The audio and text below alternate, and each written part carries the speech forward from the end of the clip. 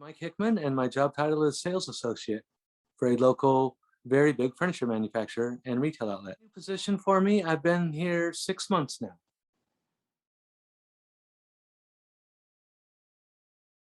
A lot of mine is that my job is to sell furniture, but in my heart, I am turning people's houses into homes. I'm helping people build one room at a time or two rooms at a time with sofas and love seats, and maybe even accessorizing with rugs and mirrors and things like that. So day-to-day operation is to help people's house become a home.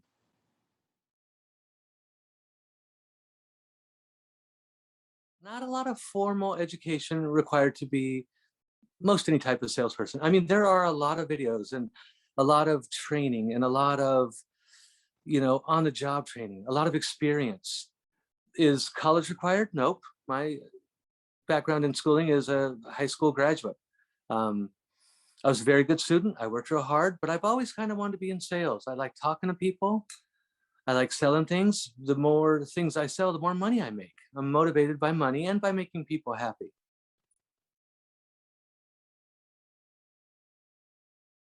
Some of the same reasons I just said. I mean, I really love working with people. I love people lots. And I like money a lot. And I knew that compared to maybe a job that an 8 to 5, or that I'm just there every day and I get an hourly rate of 20 or 25 bucks an hour. In a sales position, most of them, the more you sell, the more money you make. And I'm money motivated. I think like most young folks, when I was young, I was very money motivated, and that hasn't left me. So I joined a sales force, mostly furniture. I've did a couple other things in my career, but I love furniture. And it's always proven to be very lucrative for me.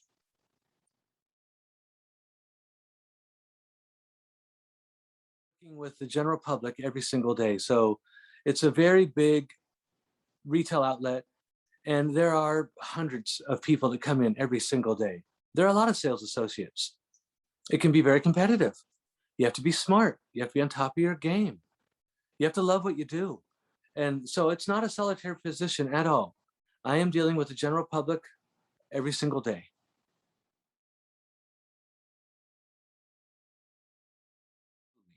Almost would have never been able to do the position that I'm in without my previous experience. It's can be tricky working with the general public. You have to adjust. You have to adjust to personalities. You have to adjust to different cultures. So my previous experience in dealing with the public, with sales, absolutely mandatory. And I think I'm better in the position I'm in now with all the previous experience that I've had. Yes.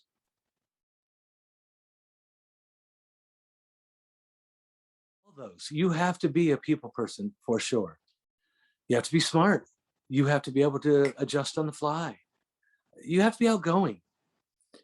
You have to be very good with numbers. If somebody asks the price for this and the price for that, I can do it on my calculator. I'll add the tax in. I'll add the delivery charge in.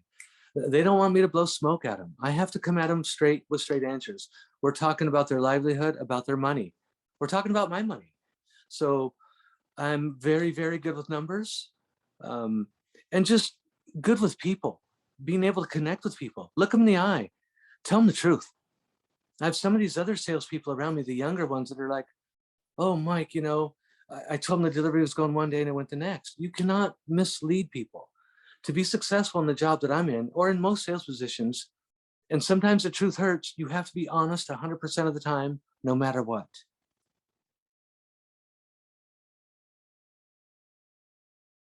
I walk around with a little iPad, and so I can ring somebody's order up. I can check inventory. I can check prices. That's my essential, my little iPad, which initially I wasn't that swift with. But my young daughter, my 21-year-old daughter, is like, Dad, it's like a big phone. So I'm good on a laptop, good on a desktop, great on my phone. I'd never touched an iPad before, but that is essential for the position that I'm in. And hopefully for the audience that I'm speaking with, you're already good on an iPad. But a little trick like Control C and Control V, I didn't know for the first month. I grabbed my daughter. I said, gosh darn it, Katie, could you have told me Control C and Control V a little sooner in my career? But now I'm good on the laptop. That's an essential tool. I use my cell phone a lot in my work, so that I'm able to communicate with my customers after they leave. But that's my two main tools. Some good walking shoes. I'm on my feet a lot. I love my Doc Martens.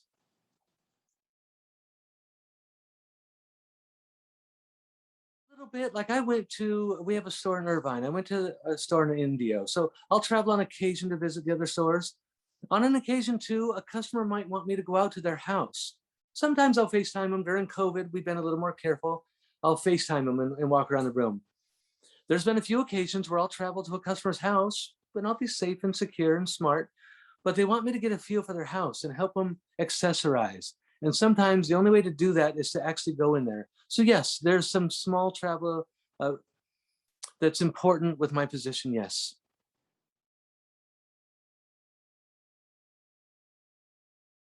You know, in a lot of my previous positions, I've always been the manager. I've been in sales, but I've always been the manager. At a very young age, I've worked my way up and I was the manager all the time. In this position, there are, again, new, 6 months new. They've already approached me a couple of times about a management position. I'm kind of just making sure I learn all the software. They've had me mentor a few younger folks. They've had me speak to a few groups. I'm trying to hold back just a little bit, get my hands around the position, make sure I want to get a year under my belt, make sure I'm great with their software. I know all the internal workings, and then maybe into the management position, which can be very tough. Management's a different animal than sales. You have to deal with the corporate office all the time. You're dealing with a bunch of employees all the time. You're always training and coaching. And I love that, I do. But right now I want to sell and learn the position a little bit more, learn the company a little bit more. And slowly but surely, I'm sure at one point I'm going to take a management position.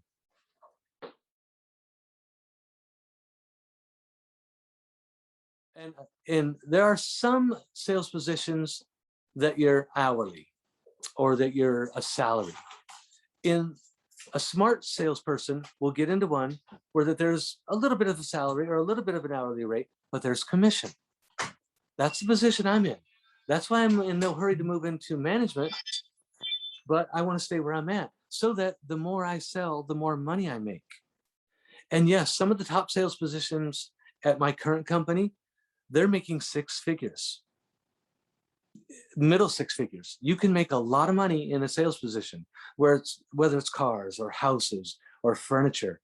But yes, and yes, this year, 6 months deep, by come December, I'm going to have a very healthy income. I already do, and I'm happy with it. Can it be tough on a commission basis? Absolutely. Like if you're not selling very much, you're going to make a lot less money. So you have to be on top of your game and be smart and be good at what you do. And if that means watching some YouTube videos or reading some books or reading some articles or always sharpening your tools. As long as I've been in sales, 35 years, I still will pick up a video. I'll Google something. I'll read. I'm always trying to get just a little bit better and continuously improve at my craft.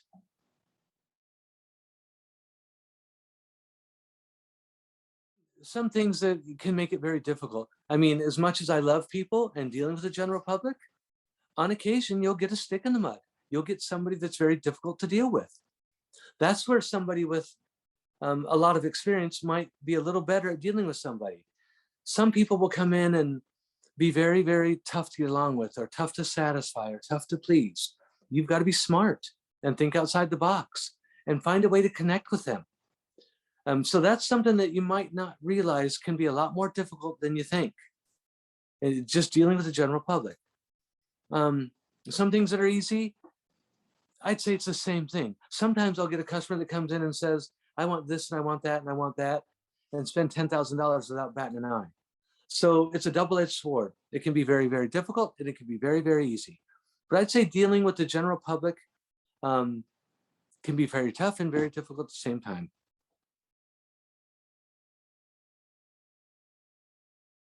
Selling furniture, I get satisfaction, especially when I go to a customer's house, in knowing that I've revamped or helped them remodel their front room or their dinette or their formal. It's rewarding to me that I'm making their house into a home. And I said that before.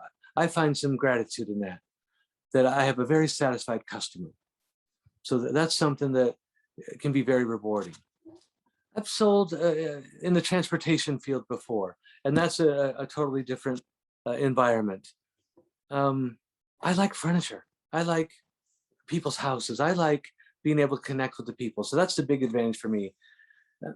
And disadvantage in sales, I'm confident that I could sell sand at the beach. I could sell, water at the beach. I could sell snow in the mountains. So any disadvantage to sales? No. I mean, it can be hard. It can be difficult if you're a commission. If you're on top of your game and you're studying, I didn't see any real disadvantages at all. I love it.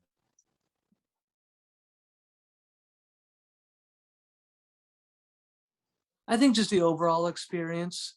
I think one thing with sales is that every single day I can get some gratification for helping somebody. I had somebody in yesterday that they were all over the place on their sofa and love seat. And I was able to sit down with them, show them a bunch of different ones, just really address their personal needs. And we came up with something that matched their house perfect. So every single day I get gratification in knowing that I've satisfied a different customer. That's what really makes it good for me and makes me smile each day.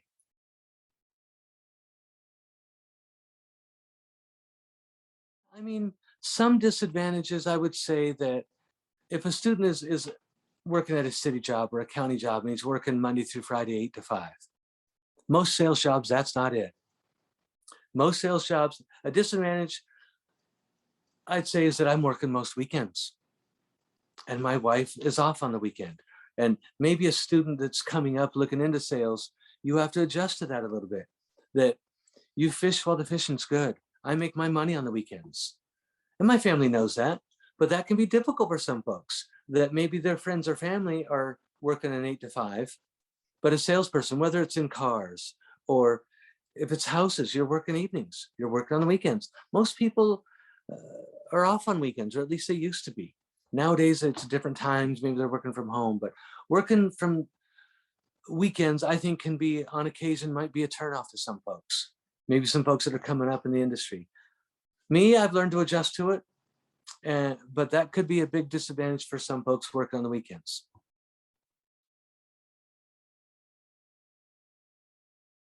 I've been in the industry a long time.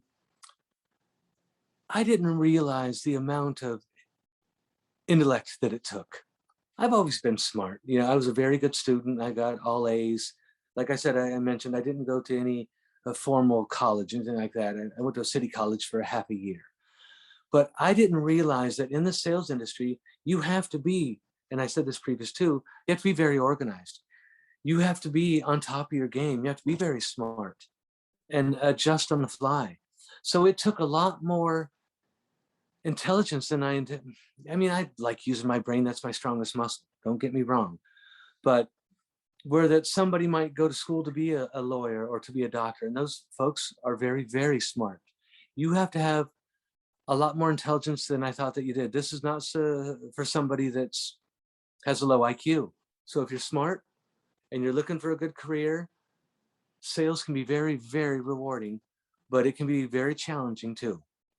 So top of the game all the time, and you'll be very successful.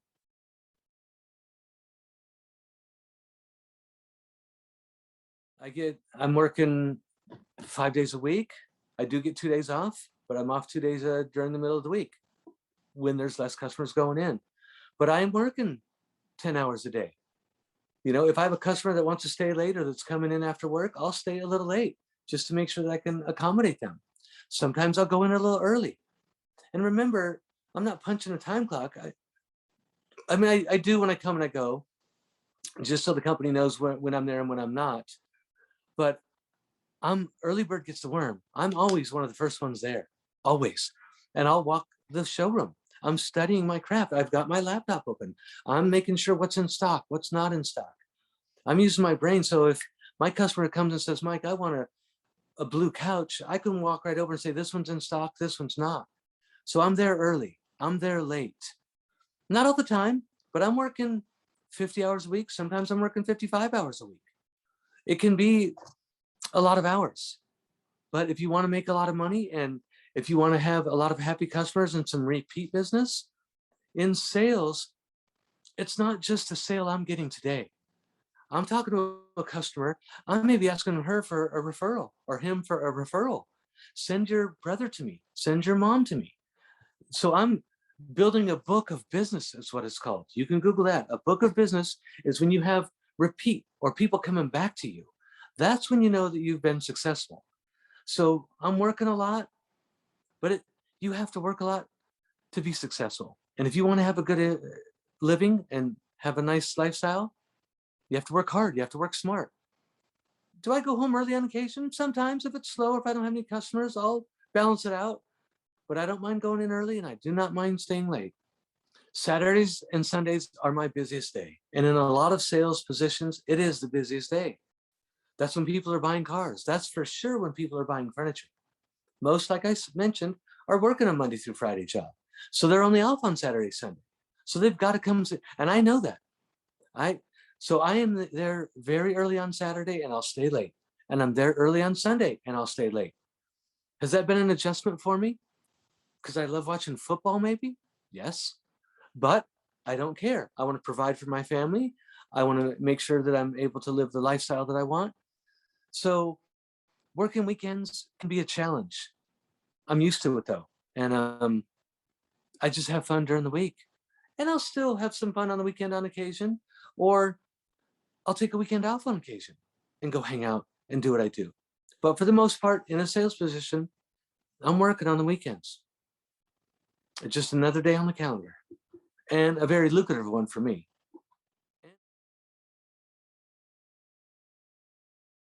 First off, even before you apply to the sales position, you might look yourself in the mirror. Are you an outgoing person? Do you love people? And can you think on your feet? Are you smart? Do you want to make a lot of money? But in this position, any sales position at all, you have to be able to think on your feet 100% of the time. And you have to love people. And if you're somebody that's maybe hides in your room all the time, or a little bit of an introvert, or you're just a bookworm and you just want to be, a heart surgeon, which I have a high school friend that's a heart surgeon in New York City, a very smart guy. He was on the tennis team with me in high school.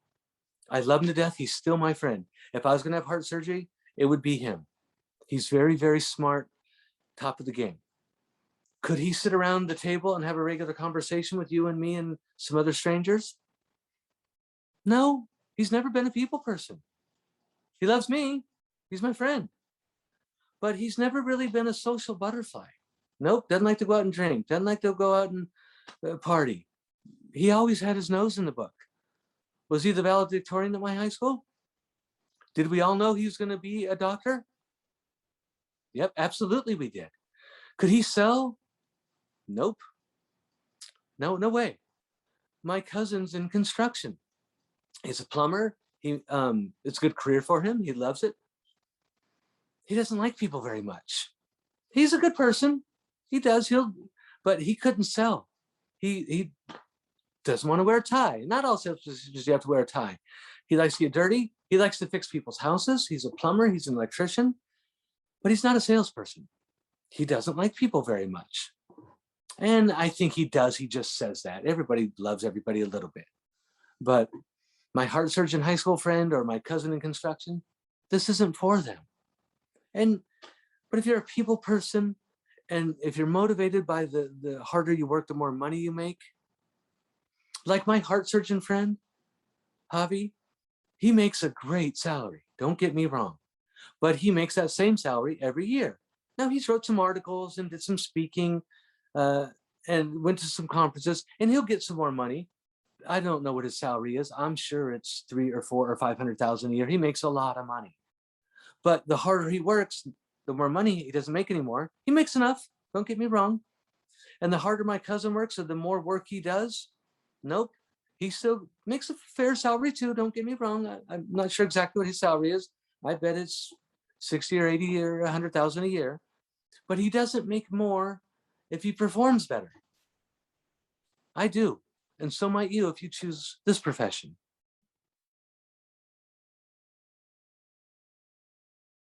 They work hard, do the right thing. Some of the things that your mom and dad probably told you.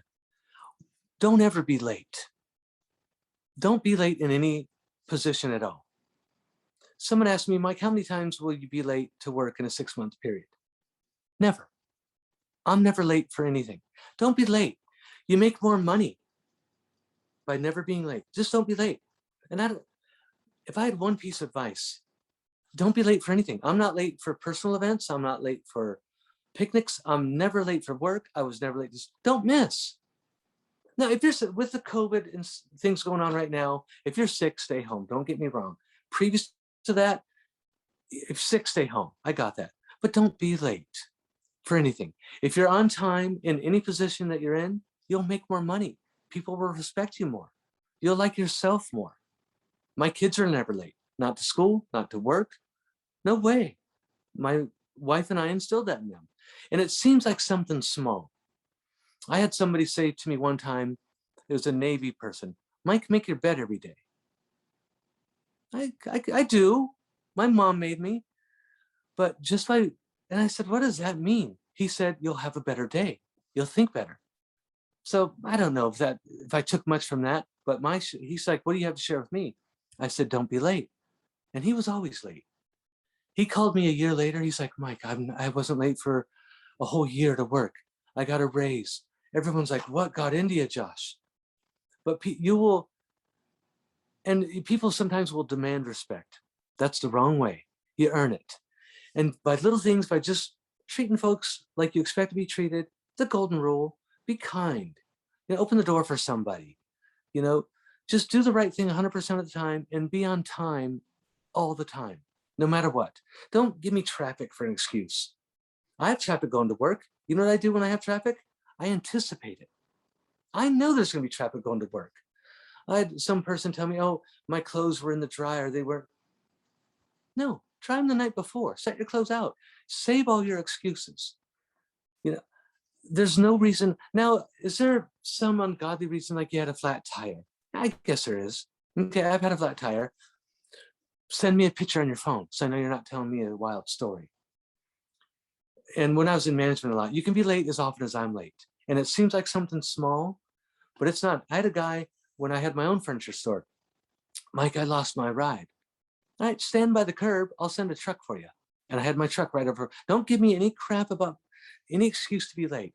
If you're on time, you'll make more money in whatever position that you're in. I promise you will.